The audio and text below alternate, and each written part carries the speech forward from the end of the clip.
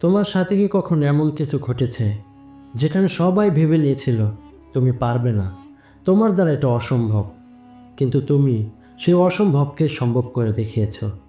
এখন একটাবার কল্পনা করো, একটা ছোট্ট 6 বছরের ছেলে কিভাবে একটু অসম্ভব কাজকে সম্ভব করে সবাইকে অবাক করে দিয়েছে।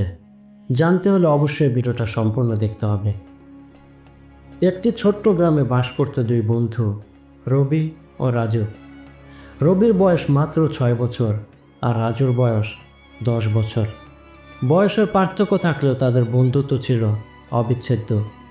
একসঙ্গে খেলতো, একসঙ্গে খেত, একসঙ্গেই দুষ্টুমি করত।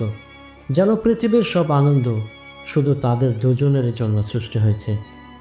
একদিন বিকেলে তারা গ্রামের বাইরে মাঠে খেলতে গিয়েছিল। হঠাৎ করে রাজু মজা করে রবিকে বলল, রবি, তুমি আমাকে কখনো ধরতে পারবে না। রবি হাসতে হাসতে রাজুর পেছনে দৌড় দিল।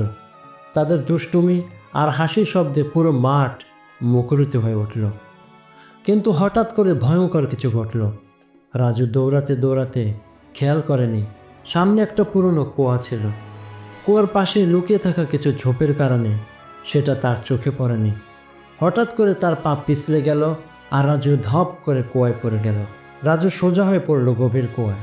জল ছিটতে উঠল আর রাজুর আতঙ্কিত চিৎকার বাতাস কাঁপিয়ে দিল, বাঁচাও, আমাকে বাঁচাও, আমি সাঁতার জানি না। রবি স্তব্ধ হয়ে গেল। কয়েক সেকেন্ডের জন্য তার শরীর জমে গেল ভয় আর হতবাক হয়। তার প্রিয় বন্ধু পানির মধ্যে লড়াই করছে নিজের প্রাণ বাঁচানোর জন্য, কিন্তু আশেপাশে কেউ নেই তাকে বাঁচানোর। সাহায্যের জন্য ডাকলেও কেউ শুনবে না, শোনার মতো সেখানে কেউ ছিল না। তখনই তার চোখে পড়ল কুয়ার পাশে রাখা দড়ি বাঁধা একটি পুরনো বালতির ওপর। রবি আর এক মুহূর্ত দেরি করল না। সে তড়িঘড়ি করে বালতিটা ধরে কুয়ায় ফেলে দিল আর চিৎকার করে বলল, রাজু, বালতিটা ধরে রাখ।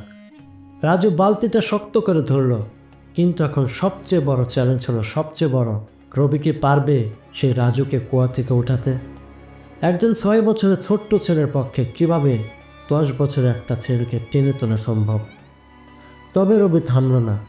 সে তার সমস্ত শক্তি দিয়ে দড়ি টানতে লাগলো। তার ছোট্ট হাত কাঁপছিল, আঙ্গুলগুলো লাল হয়ে উঠছিল, হাত পড়ে যাওয়ার মতো অনুভূতি হচ্ছিল। তবুও সে হাল ছাড়ল না। আমি পারবো, আমি পারবো, নিজের মনে মনে বারবার বলতে লাগলো রবি। তার ছোট ছোট পা দিয়ে মাটি আঁকড়ে ধরল, শরীরের সব শক্তি দিয়ে টানতে লাগলো। তারপর একটা জোরালো টান, রাজু ধীরে ধীরে উপরে উঠতে লাগলো। আর শেষমেশ রবির সর্বশেষ শক্তি দিয়ে দেওয়া টানে রাজু কুয়ার মুখে উঠে এলো। দুজনেই মাটিতে পড়ে গেল হাঁপাতে হাঁপাতে। কিছুক্ষণ কোনো কথা হয়নি, শুধু শ্বাস প্রশ্বাসের ধ্বনি শোনা যাচ্ছিল।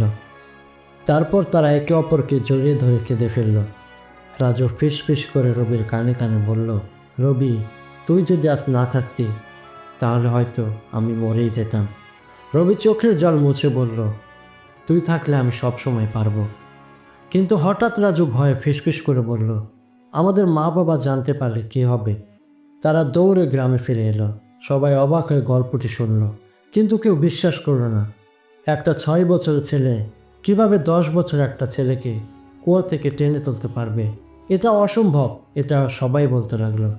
অনেকেই বলতে লাগলো, তুমি একটা বালতি জল তুলতে পারো না, আর তুমি বলছো তুমি একটা আস্ত মানুষকে কুয়া থেকে তুলে আনলে? দুই বন্ধুর মন ভেঙে গেল। কিন্তু তখনই গ্রামের সবচেয়ে বুদ্ধিমান ও সম্মানিত বৃদ্ধ চাচা ফেডরিক এগিয়ে এলেন।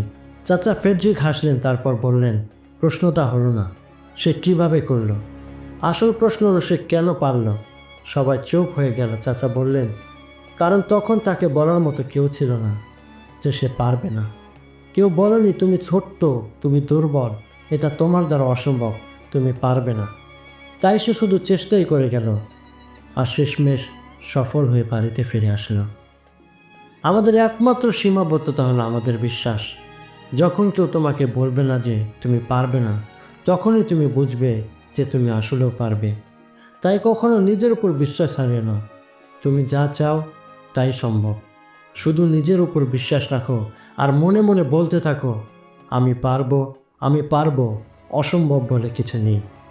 এখন তোমাদের কাছে আমার প্রশ্ন, তুমি কি কখনো এমন কিছু করেছো যা সবাই অসম্ভব মনে করেছিল?